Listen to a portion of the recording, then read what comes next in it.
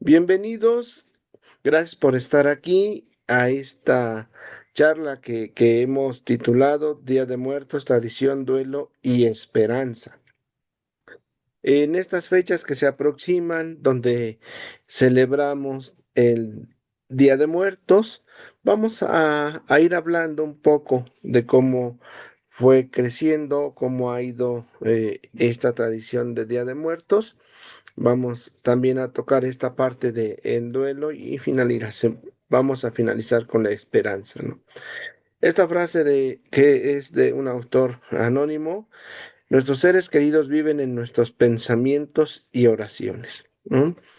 Todos y cada uno de nosotros seguramente hemos despedido a algún ser querido, ¿no? A alguna persona que para nosotros ha sido muy significativa en nuestra vida. Y seguramente, claro que está en nuestros pensamientos, y los que profesamos algún confesional, algún credo religioso, seguramente también están en nuestras oraciones. Vamos avanzando y no, no quiero. Muy bien. Día de Muertos, ¿qué es la muerte? ¿Qué significa morir? ¿Qué significa estas fechas para ti?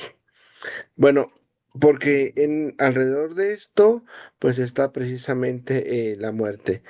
¿Alguno de ustedes que quiera responder a alguna de estas tres preguntas?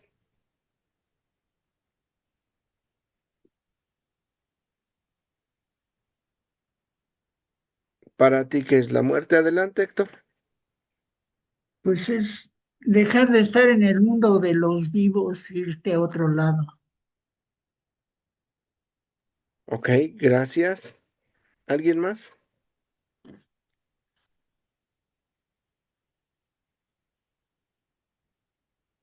Bueno, estas fechas para mí son recordar a las personas que ya se han ido y pues rendirles algún tipo de tributo, ¿no? Recordar, platicar de ellos, etcétera. Ok, gracias. Zaida, adelante. Pues el término de una misión en este mundo es la muerte. Ok, ya tenemos aquí tres visiones, se culminó, se va a otro espacio, recordar a quienes convivieron con nosotros, terminar nuestra misión. Vean, cada uno de nosotros puede tener una definición respecto a cada una de estas preguntas, ¿verdad? Eh, en nuestra vida cotidiana y a lo largo de la misma, pues también hemos de pensar quién soy, de dónde vengo, a dónde voy. Eh, ¿Por qué? Porque ahora que podemos recordar a quienes han compartido la vida con nosotros, ellos también han sido parte de lo que nosotros somos ahora. También conforman o han formado o nos han hecho ser lo que somos, ¿no? Con su testimonio, con su acompañamiento. Y si comenzamos con nuestros padres, en mi caso ya no está ninguno de los dos, eh, pues sin ellos no, yo no estaría aquí, para empezar, ¿no? Sin ellos no estaríamos aquí. Con nuestros padres son precisamente aquellos que posibilitaron en un primer momento que estuviéramos. Y a lo largo de la vida con la gente que hemos convivido, que pueden ser abuelos, primos, tíos, sobrinos, esposo, esposa, hijos, etcétera, ¿no? Amigos, o sea, que también van siendo parte de nuestra vida. Bueno, pero también es un momento de preguntarnos quiénes somos cada uno de nosotros, ¿no? Reconocer nuestra historia, reconocer nuestras raíces, reconocer nuestra ascendencia, de dónde venimos, pero también ir planteando hacia dónde vamos, qué queremos, cuál es nuestro proyecto, cuál es nuestro propósito en la vida, cuáles son nuestras motivaciones, cuáles son aquellas cosas a las que aspiramos, ¿no?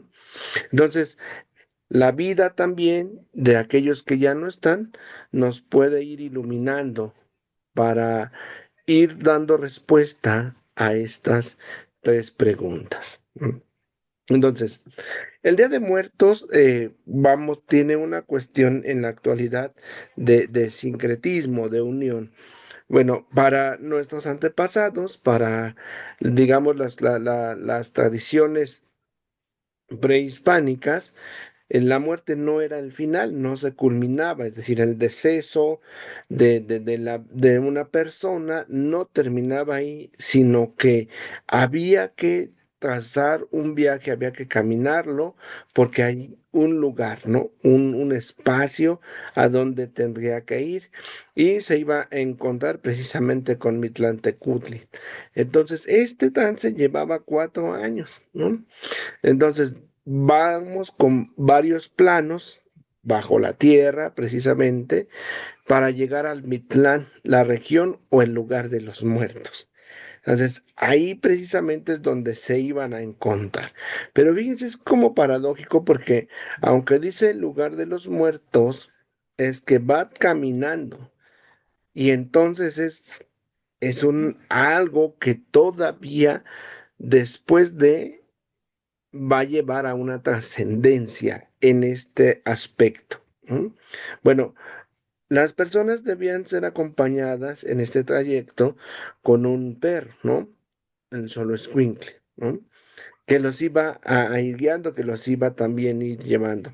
Entonces encontramos aquí un elemento también de contacto con las demás, con otros seres, en este caso con este perro que los iba a acompañar en su trayecto, ¿no?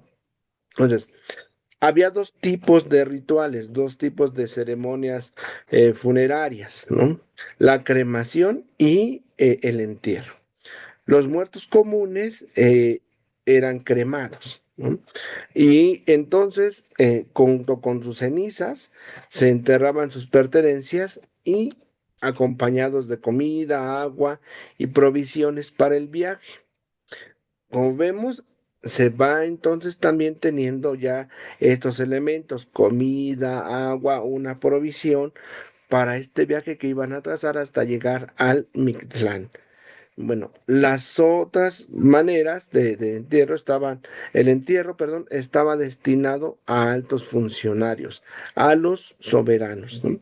Y entonces encontramos que a estos se les vestía lujosamente, con joyas, con máscaras funerarias, y en la boca se depositaba una piedra de chalchihuite hecha de jade, ¿no? Una piedra que era sagrada, que iba a reemplazar el corazón, ¿no? Entonces, cuando nosotros vemos y se han descubierto pues algunas tumbas, vamos a encontrar estas cosas, ¿no? Joyas, máscaras, vasijas, restos también a veces de maíz, etcétera, que se pueden encontrar a quienes los sepultaron, a quienes los enterraron, a aquellos que, bueno, pertenecían a una clase elevada, ¿no? En el caso de los gobernantes o personajes de clase privilegiadas, se les enterraba junto con sus esclavos para que lo acompañaran en su camino.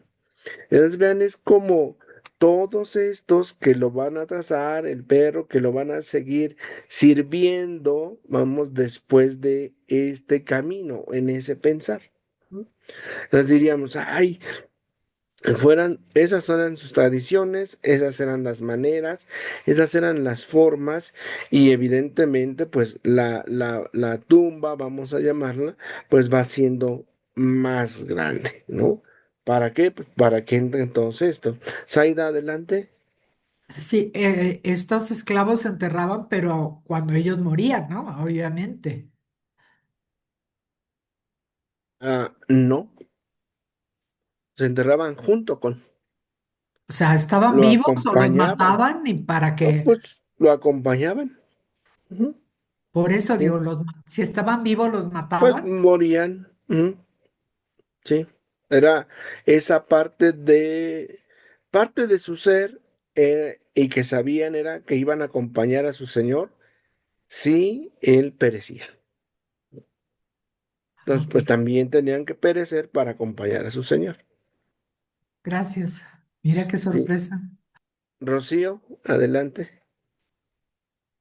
Entonces esto era similar a los egipcios, que moría el faraón y se iba con toda su corte. Así es. Entonces, Ok, muy encontramos parecido a tus relaciones entierros. con diferentes culturas como la que acabas de mencionar, Rocío. Ok, gracias. Pero vean cómo es en esta idea, hay algo después de, ¿no? Hay un espacio, hay un lugar, hay un camino que recorrer después de este tránsito, después de caminar aquí en la tierra, ¿no? Y esos elementos hay que irlos recordando, ¿vale? Bueno, esto que se tenía ya se fue haciendo un sincretismo religioso a la llegada de los españoles. Bueno, o sea, que fueron descubriendo, que fueron viendo, que fueron conociendo y bueno, este sincretismo va a llegar a como lo conocemos hoy, pero inicia en el siglo XI. ¿No? Porque el abad de Cluny va a promover que el 1 de noviembre se recordara precisamente a los macabeos, ¿no? Entonces, aquí, desde el siglo XIII, la iglesia romana, o sea, la iglesia de, vamos a decirlo así, en Occidente, aceptó y se ha mantenido a través de los siglos la tradición reforzada por el Concilio de Trento, ¿no? ¿A quién? Todos los santos. De hecho, el 1 de noviembre en el calendario litúrgico para la Iglesia Católica Apostólica Romana se celebra la fiesta, la solemnidad de todos los santos.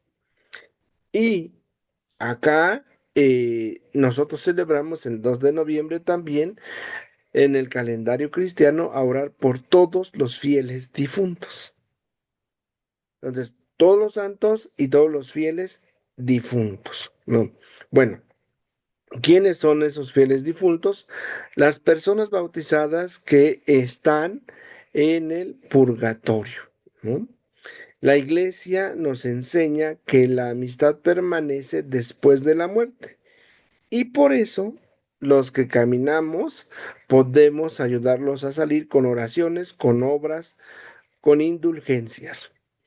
Es importante señalar que la iglesia tiene tres estados, tres maneras de ser. Es una sola iglesia, tres maneras de ser. La primera es la iglesia peregrina, que hace referencia a todos los que caminamos, todos los bautizados que aún vivimos. Ujú. La segunda manera es la iglesia purgante, que son todos aquellos que han perecido, pero que todavía les falta purificar algo para estar en la presencia plena de Dios.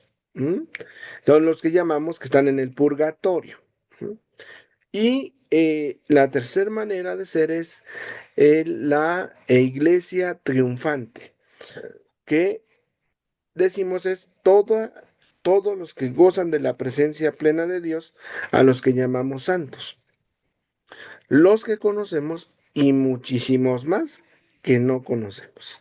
¿Mm? Entonces, los que conocemos, pues sabemos que están ahí. Otros podemos deducir que están allí. ¿Cómo que podemos deducir? Por ejemplo, el próximo mes se va a conmemorar a los mártires de la UCA. ¿Quiénes son los mártires de la UCA? Bueno, son varios sacerdotes y varios laicos que fueron muertos, ¿no? Que fueron desvividos, ahora en estos términos, por el ejército de El Salvador en los años 80, por ahí del 88, 89. Ujú. Porque había en El Salvador una cuestión difícil y ellos anunciaban, denunciaban estas situaciones, llegaron de noche y allí en la casa donde habitaban fueron desvividos por el ejército de El Salvador. Bueno, no están proclamados como santos, no, todavía no, pero les decía yo, podemos deducir por qué, por la manera y por el motivo en que murieron. ¿no? No somos autoridad, por supuesto, ¿verdad? Para decir es que sí. Bueno, uno muy reciente aquí en México, el padre Pérez, que hace un año y unas semanas fue desvivido en Chiapas por defender las tierras, por defender a zonas de comunidades vulnerables en Chiapas. Celebró la Eucaristía y después de celebrarla a dos calles de la parroquia, lo alcanzaron, le dispararon y le quitaron la vida. Bueno, hablamos entonces de esta iglesia que está allá, ¿no?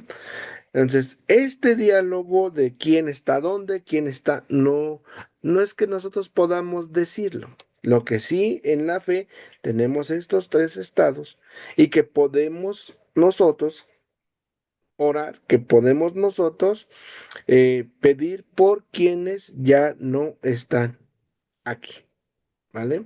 Entonces, estas se unieron en el siglo XVIII y han tenido evolución. En diferentes regiones de nuestro país se van teniendo diferentes manifestaciones. Hacia el sureste hay algunos lugares en donde en estas fechas se sacan los restos y se limpian. Entonces, hacia el centro del país, lo que tenemos es que se visitan los panteones. ¿M? Incluso se puede velar en los panteones, ¿no? Adelante, Armando. Oye, lo que pasa es que no encontraba la manita, pero el anterior dice, si te puedes regresar al anterior, perdón, es que no encontraba la mano donde nos daba. Dice que se conmemora el 2 de noviembre. En esta fecha tenemos presentes a los fieles difuntos, es decir, a personas bautizadas que están en el purgatorio. Pero solo los que están en el purgatorio, los demás no. Ah, ok. Aquí vamos a tener nosotros una cuestión. Aquí hacen una especificación, bautizadas, pero en la iglesia y a lo largo de la iglesia, en los documentos también se habla de aquellos o- seres humanos, hombres y mujeres de buena voluntad. ¿Mm? Por lo tanto, no es que para los que no estén bautizados no haya un espacio. ¿Mm? No, porque todos desde este punto somos criaturas hijos de Dios. Desde el cristianismo, digamos, la doctrina es que con el bautismo somos hijos de Dios. Y quien no se bautiza, a lo largo de la historia se ha tenido o se tuvo, todavía se menciona, que aquellos que no fueron bautizados están en el limbo. Pero esto no es algo que tenga que ver con la religiosidad o con la fe o con la doctrina de la iglesia. No existe tal para la doctrina de la iglesia. Lo que existe es para los fieles difuntos. En esta fecha por eso pedimos por ellos. No quiere decir que no podamos pedir, digamos, en cualquier fecha por alguien más, porque pedimos por la salud, pedimos por una necesidad particular, por ejemplo, que alguien encuentre trabajo, por ejemplo, que pedimos por las personas desaparecidas, pedimos, etcétera, ¿no? Pero esta fecha en específico, en el calendario litúrgico de la iglesia, se pide por aquellos que han perecido. De hecho, precisamente en lo mejor que podemos decir sería por todos los fieles o por todas las personas que han perecido. Ujú. Ok, Esta acotación es precisamente por esta cuestión de la religiosidad, pero es por todos los difuntos. Ujú. ok. Gracias. Zaida, adelante. Sí, a mí también me queda la duda porque al decir en el número 2, es decir, o sea, está aclarando el punto número 1 y dice, es decir, a personas bautizadas que están en el purgatorio. O sea, está especificando que nosotros solo pedimos por los bautizados en en el purgatorio, no por todos los fieles difuntos. Sí, porque esto es lo que precisamente se va deduciendo de la doctrina, pero nosotros pedimos por todos. Ojo, ¿no? Por qué lo están poniendo aquí y en esta parte desde la fe? Es un medio de comunicación que es periódico, que es digital de la Arquidiócesis de México. ¿Mm? Porque lo está tomando literalmente desde la doctrina. Que Ojo. me... Por eso aclaramos, pedimos por todos los difuntos. Ujú. Nosotros no podemos excluir a los que no están bautizados. Es No, que no esa, es el ajá, punto, exacto. Esa ¿no? aclaración para mí está de más, ¿no? ¿No? O sea, No es el punto. Esta aclaración es, no. Pedimos por todos los difuntos. Ujú. Bueno, Rocío, adelante.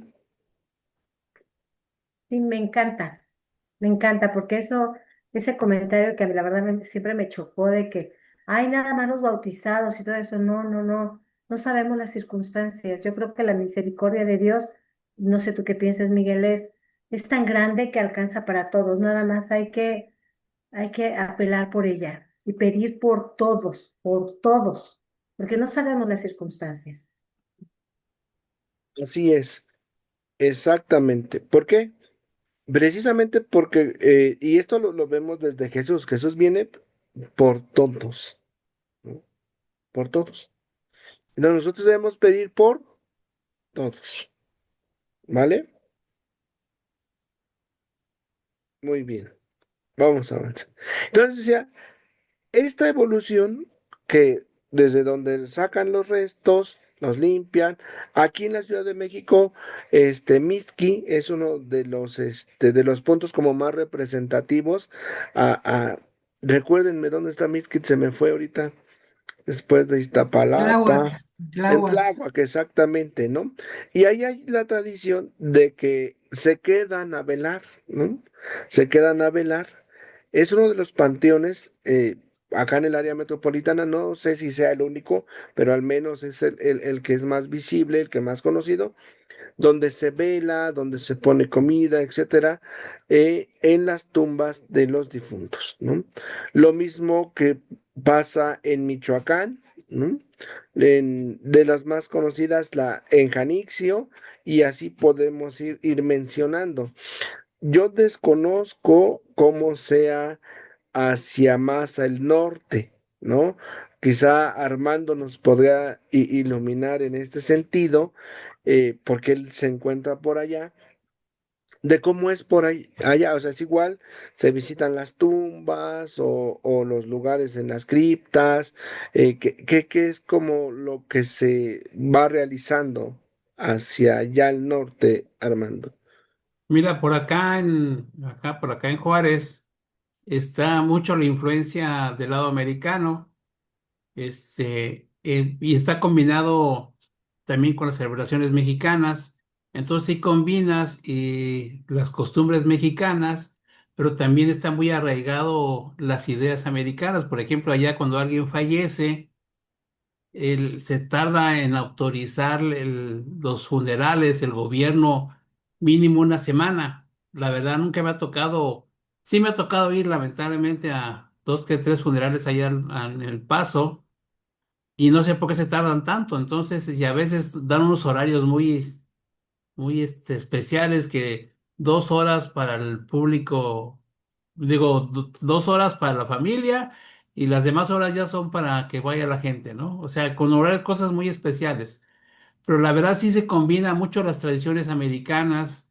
Allá también es especie de festejo, ¿verdad? El día que hacen la celebración en la casa después del funeral, reciben en la casa a toda la gente y todo el mundo lleva comida, ¿verdad? Entonces así medio mexicano, medio americano, ¿no? Ujú. Y acá se acostumbra mucho la cremación también, está muy arraigada, aunque ahorita con lo que nos pasó, pues sin comentarios, ¿verdad? Con el problema ese de la cremación falsa, ¿no? Ujú. Pero en conclusión, sí, las tradiciones se juntan mucho con los americanos, ¿no? Ujú. Hay de todo. Gracias. Fíjate cómo esto que dices, 2 horas para que la familia específicamente esté ahí y después de eso, ya todos los que quieran y puedan acompañar, ¿no? Sí, Y la, el último que me tocó ir fue, este, pues cosa extraña, fue en menos de una semana.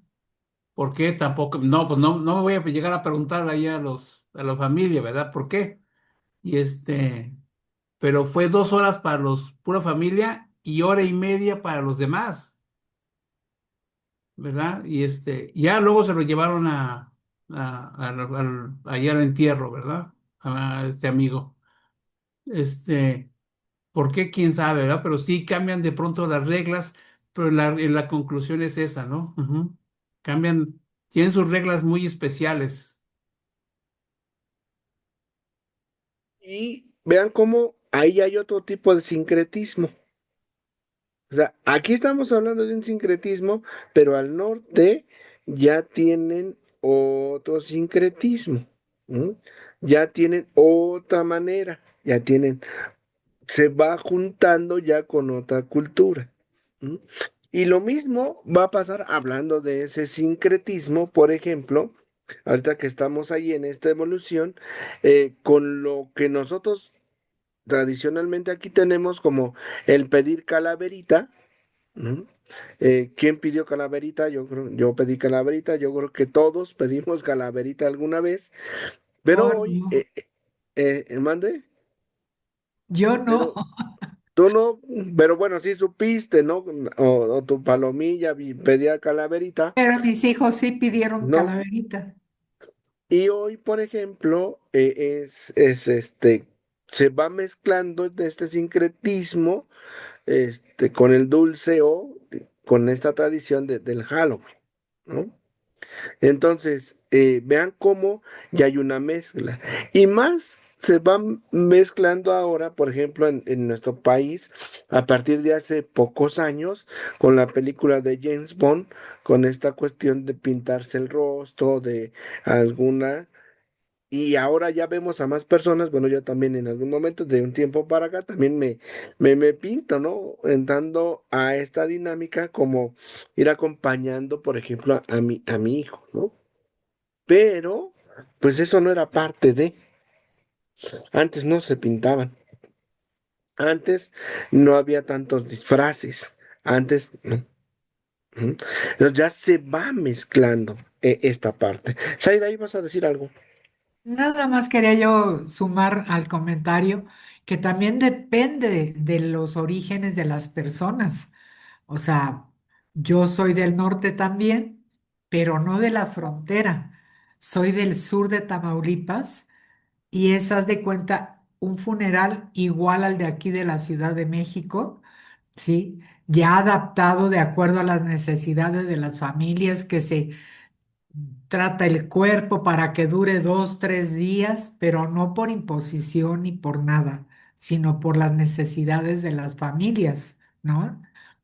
Todo se lleva exactamente igual, no se vela en los panteones, ¿sí? Pero sí se celebra el Día de Muertos, obviamente, ¿no?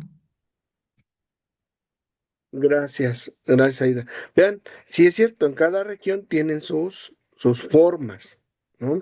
Sus maneras, en los funerales. Esto que nos decía Armando, que después del funeral hay como una especie de fiesta hacia el centro del país después de que se sepulta una persona o después también acostumbra que la familia ofrece, ¿no? Una comida, que a los 9 días se lleva una cruz, ¿no? Que en esos 9 días, después de que se sepulta, se rece el rosario, una novena, ¿no? Esta que tiene el simbolismo 9, ¿por qué? Porque 9 son los meses de gestación. Entonces, como esta parte, ¿no? De recordar la vida, porque ha nacido a una nueva vida. Y después de llevar la cruz, también suele tener este rito de convivencia de la comida, ¿no? de sentar a la mesa con quienes acompañen. Entonces, vean, si lo vamos viendo cada uno desde su lugar, desde sus orígenes, desde sus costumbres, desde donde eran nuestros padres, si me permiten, yo, de donde era mi papá y mi mamá que me crió, el pan que hacen para estas fechas es un pan muy duro. No es como el pan de muerto tradicional, es un pan duro con figuras, etcétera, pero porque depende de la región. Y así cada uno de nosotros podemos ir hablando, ¿verdad? Y hablando de estas cosas, pues está la ofrenda, ¿no? Algo que también es característico, cultural, tradicional en estas fechas, es la ofrenda. Y aquí hablamos de 9 elementos, ¿no? Desde esta visión cristiana, ¿vale? ¿No? Las flores, por ejemplo, ¿no? Van a simbolizar el sol, el símbolo de Dios, que precisamente hace florecer la vida de las personas, la vida de las almas, la vida de los seres humanos. Pero eso está el sol, ¿no? Los retratos de los seres que ya no están con nosotros, ¿no? Entonces se dedica a la ofrenda, a las imágenes, hay imágenes religiosas, ¿no? Que manifiestan una vez más la comunión de los santos. ¿Por qué? Porque todos estamos llamados a la santidad. Todos estamos llamados en algún momento a estar delante de la presencia de Dios. Hablando del llamado, tenemos 3 llamados desde esta religiosidad cristiano-católica. Uno que es a la vida, el otro que es a el estado de vida, que son 3 dentro de la iglesia: el estado de soltería, el estado religioso, sea cual sea este, y el estado a la vida matrimonial, ¿no? Entonces, y el tercer llamado es a la santidad, a que en algún momento todos estemos delante de la presencia de Dios. ¿Mm? También el agua. El agua es un elemento que se pone, ¿no? Es signo del agua viva para nunca tener sed, ¿no? La gracia, participación de la vida divina, también simboliza con el agua de la cual tenemos sed, ¿no?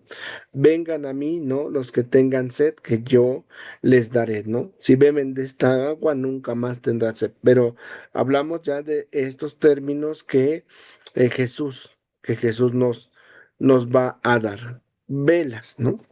Estas significan la iluminación del camino. ¿Para qué? Pues para que las almas lleguen a disfrutar de la luz divina. En una vela, la iglesia simboliza la resurrección de Cristo en la Pascua. El cirio pascual que representa a Cristo, Cristo que es la luz del mundo, Cristo que va disipando las tinieblas, Cristo que es aquel que el primero que ha resucitado y que nos va llevando y que nos invita y que nos hace precisamente posible que en algún momento también nosotros estemos junto con Él en la presencia de Dios, ¿no? Cruz, ¿no? Una cruz florida. La cruz que apunta hacia todos los puntos cardinales, ¿no? Hacia todos los caminos. Y los brazos de la cruz llevan a Dios. El centro donde cruzan los brazos nos habla de la redención de Cristo, que es vencedor de la muerte eterna. Nosotros no celebramos la muerte. No, no es un culto a que en algún momento va a morir. No. Celebramos que nuestros fieles difuntos han partido y han nacido a la vida eterna. Cuando nosotros estos elementos, la ofrenda, los retratos, lo que decían de sentarse a la mesa, lo que nosotros recordamos y celebramos es la vida compartida. Es la vida que compartimos con esa persona. Tenemos algo en el chat. Vamos a ver. Déjenme ver qué dice en el chat. Dice, muerte es vida, ¿no? Bueno, precisamente es en este tránsito, fíjate. exacto, ¿no? Cómo se va a llevar. Y esta parte es que todos vamos a llegar a ese momento, o sea, todos, no hay quien escape a ese momento, pero desde esta religiosidad es que nacemos a la vida eterna, claro, con lo que eso conlleva del dolor, del sufrimiento, del despego, de la separación de, ¿no?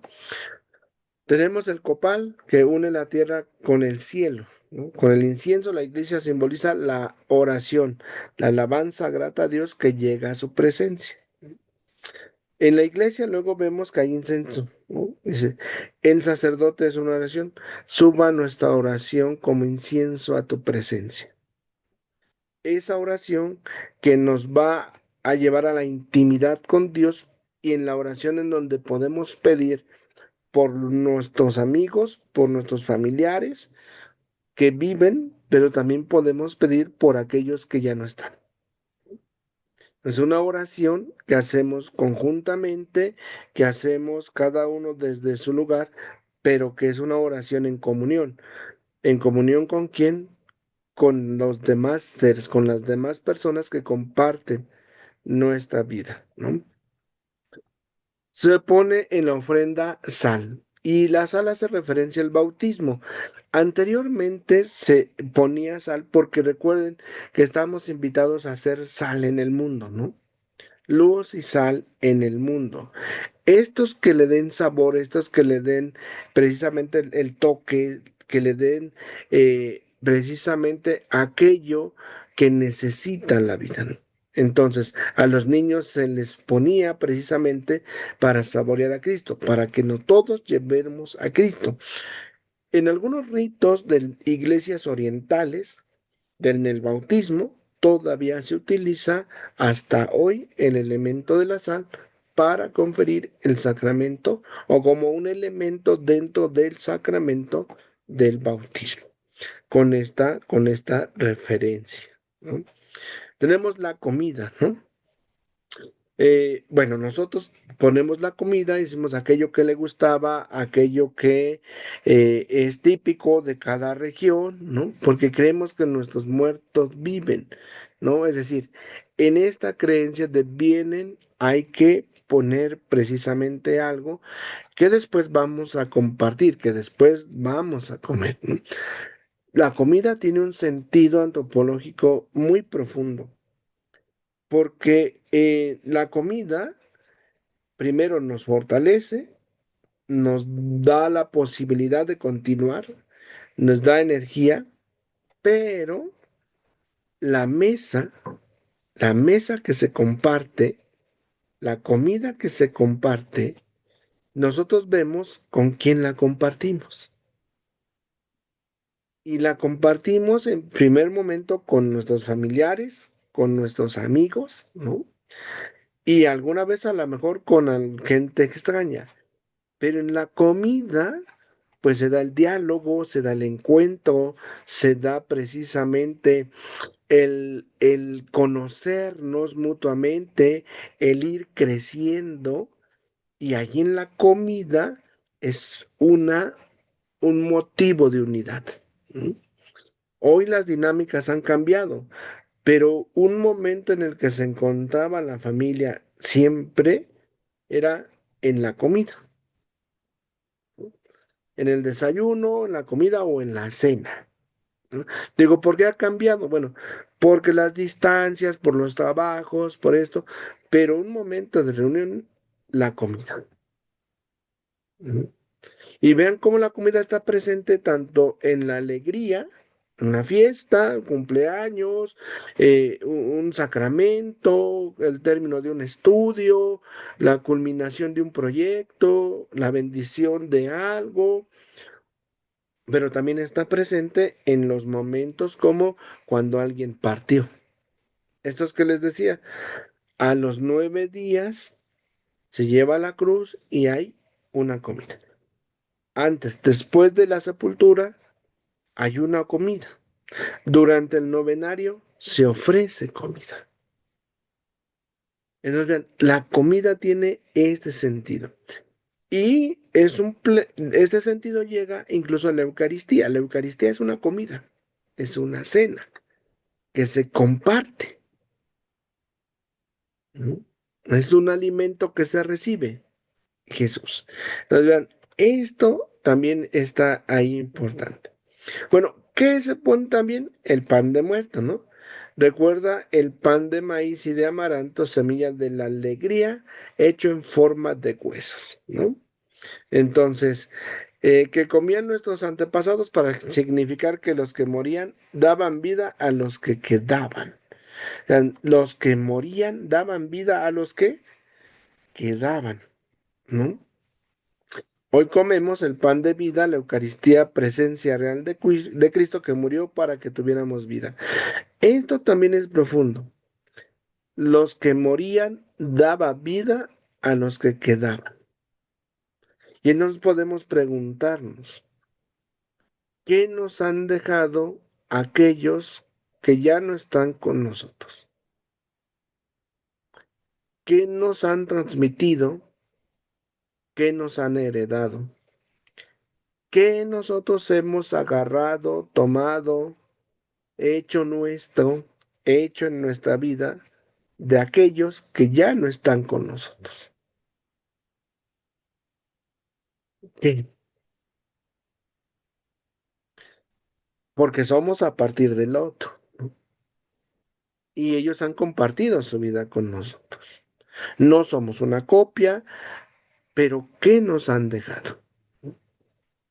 Una pregunta o preguntas para ir reflexionando.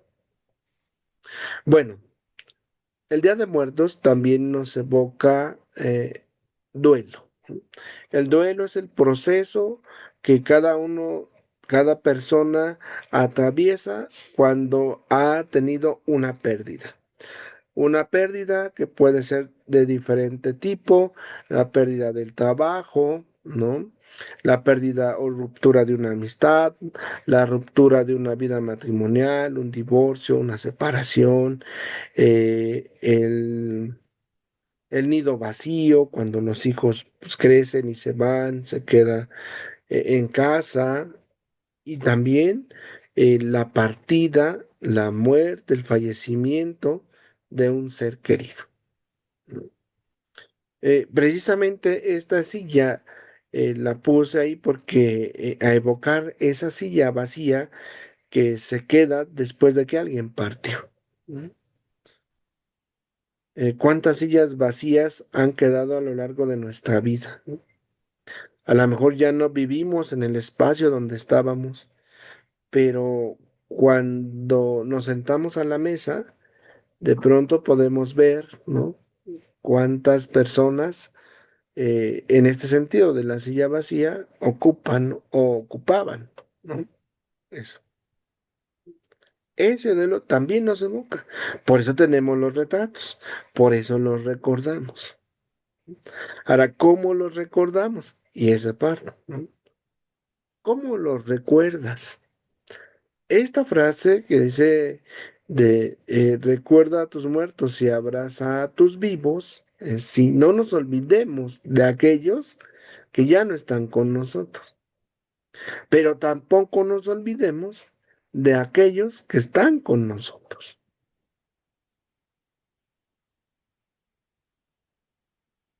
Y este tránsito es del duelo, hay que atravesarlo por donde hay que atravesarlo, y eso implica enfrentarlo, vivirlo, sentirlo, puede traer sentimientos de dolor, de sufrimiento, y es necesario.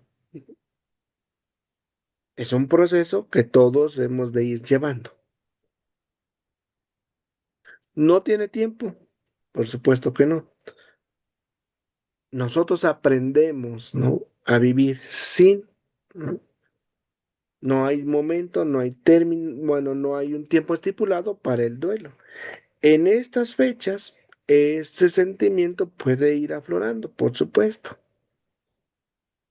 Cuando dices, a ver los retratos, aquí voy a poner, porque pues, esos ya no están. alguna anécdota, alguna vivencia, recuerdan, ¿no? Y está bien, porque ese es un síntoma de que estamos vivos, porque esto es un síntoma de que hemos tenido la vida compartida con ellos, porque ese es un síntoma precisamente de que no nos hemos deshumanizado. Ujú. Dirán, y el que no siente nada, no quiere decir que no sienta nada, no quiere decir que se haya deshumanizado. Los recuerdos están. Y cada uno de nosotros tiene una manera de ser, de asimilar, de ir comprendiendo la emoción, el sentimiento por la persona. Bueno, esta otra frase, si nada nos salva de la muerte, nos dice, al menos que el amor nos salve de la vida. ¿No? Y entonces podemos preguntar, ¿qué es el amor? ¿No? Y a lo mejor otras preguntas existenciales para nuestra reflexión son, ¿me he sentido amado? ¿Me siento amado? ¿Amo a alguien? ¿Cómo? ¿De qué manera? ¿No? No puse esta frase aquí, pero eh, Pedro Casaldaliga tiene una frase también que dice, al final del camino me preguntarán, ¿has vivido? ¿Has amado? Y yo, sin, sin decir nada, ¿no? Y yo sin decir nada, abriré mi corazón que estará lleno de nombres. ¿Qué nombres llevamos en el corazón? ¿Qué nombres tú y yo llevamos en ese corazón? Gracias, Héctor. Sí, nos dice la frase anterior muy buena, recuerda a tus muertos y abraza a tus vivos, claro. ¿No? Y abrazarlos en este sentido, por eso es que nos enseñaron antes, ¿no? Y vean que podemos aprender tanto en lo positivo como en lo no grato, ¿no? Habrá quien nos haya enseñado a lo mejor que las acciones no fueron las mejores, pero que yo sí puedo componerlas, ¿no? Que no puedo, o que si quiero, no voy a repetir la situación. Pero es esta profundidad, ¿no? De recordarlos, pero no olvidarnos de los que están. No olvidarnos del que está a mi lado, no olvidarnos del que me acompaña, no olvidarnos. ¿Por qué? En algún momento el dolor, el duelo, puede llevar a este momento de dejar de ver al que está al lado, ¿no? Y es parte de su proceso, pero no, pero sería lamentable que se quedara allí, ¿no? Porque entonces dejaría de ver a los que están aquí a su lado. Es el amor, ¿no? El amor debe ser precisamente un, un ancla, vamos a decirlo así, que nos ayude, una herramienta, un arma, vamos a llamarlo así, que nos ayude para salir, una escalera, algo que nos ayude a aventar. Por eso es que al menos el amor nos salve de la vida. Y le decía yo, ¿qué nombres llevamos en el corazón? Pero a lo mejor la pregunta puede ser al revés, ¿verdad? ¿En el corazón de quién estaré yo? ¿Quién me llevará en su corazón? Entonces, vean, porque también esa parte es buena, ¿no? Sí, exactamente, Héctor. El proceso puede durar mucho, pero disminuye el recuerdo y vivir lo sustituye. Exactamente. ¿Por qué? La mejor manera de honrar a los que ya no están es vivir. ¿Cómo que vivir? Sí, porque los que ya no están físicamente con nosotros desde esta creencia es que ya están viviendo una vida plena. delante de la presencia de Dios y nos han enseñado cómo caminar. Entonces, una de las mejores maneras que tenemos es vivir, honrarlos con nuestra vida. No quiere decir que nos olvidemos, no, es porque los recordamos, porque los tenemos presentes, porque precisamente están con nosotros vivo. Ujú. Otra frase que no está aquí, pero que también es profunda, es que cuando la muerte te encuentre viviendo, te encuentre vivo. Y esto precisamente va a esto que les estoy comentando, que estemos haciendo lo que nos toca hacer, vivir, abrazar, amar, caminar, trabajar. ¿Sí? Porque es importante precisamente que nosotros vayamos caminando. Y vamos pues, este poema que está ahí para despedir, para recordarnos, para enunciarlo, que dice muchas cosas, pero que podemos cada uno de nosotros irlas analizando y viviendo en nuestro propio proceso, ¿verdad? Y dice así, puedes llorar porque me he ido, o puedes sonreír porque he vivido. Puedes cerrar los ojos y rezar para que vuelva, o puedes abrirlos y ver todo lo que he dejado. Tu corazón puede estar vacío porque no me puedes ver, o puede estar lleno del amor que compartimos. Puedes llorar, cerrar tu mente, sentir el vacío y dar la espalda, o puedes hacer lo que a mí me gustaría, sonreír, abrir los ojos, amar y seguir. Cada uno de nosotros va teniendo su propio proceso. ¿Mm? Cada uno de nosotros puede, por supuesto, llorar, ¿no? ¿No? Cada uno de nosotros en su proceso en algún momento seguramente cerramos los ojos. ¿Por qué? Porque es algo que duele, por supuesto. Y el dolor no es algo, es algo desagradable. ¿No? Podemos en algún momento sentirnos a lo mejor vacíos, pero es parte del proceso. ¿No? No. Entonces es esto que les decía es, vamos viviendo, pero cada uno en su proceso, ¿vale? Cada uno en su proceso y cada uno pues va a ir caminando en este proceso. Por eso, en algún momento, el duelo lo vamos viviendo, lo podemos vivir solo, lo podemos vivir acompañados, ¿no? Y en algún momento es necesario que lo vivamos acompañados, ¿no? Que nos vayan dando luces para dónde ir caminando. Y eso implica, pues, nuestra disposición. Y para ir ya cerrando esta charla, pues desde el cristianismo podemos hacer estas cuatro cosas, ¿no? Eh, Pedir una celebración, ¿no? Para nuestras personas que ya no están. En todas las parroquias, seguramente el 2 de noviembre hay listas, etcétera, pero no necesariamente la fecha. Podemos pedirla cuando nosotros queramos. ¿No? Reunirse en lo físico, en lo virtual, con algunos familiares, con algunos amigos, ¿no?